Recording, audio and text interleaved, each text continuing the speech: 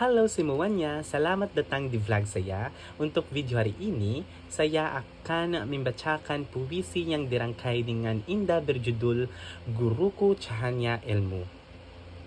Guruku Cahaya Ilmu, engkau datang di pagi tinang, membawa ilmu di setiap langkah, dengan sabar kau tuntun tangan, hingga mimpi tak lagi jauh jarak.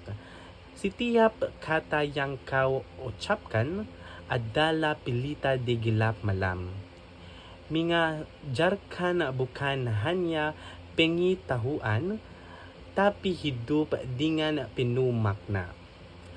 Guruku, kau pahlawan sejati, tanpa pamrih kau beri hati, di setiap lilamu yang tersembunyi, timbula kami sebagai bukti. Terima kasih atas pengorbananmu, atas cinta yang tak kenal waku, namamu abadi dalam jiwa, cahaya yang tak pernah sirna. Ito saja untuk vlog hari ini. Terima kasih telah menonton.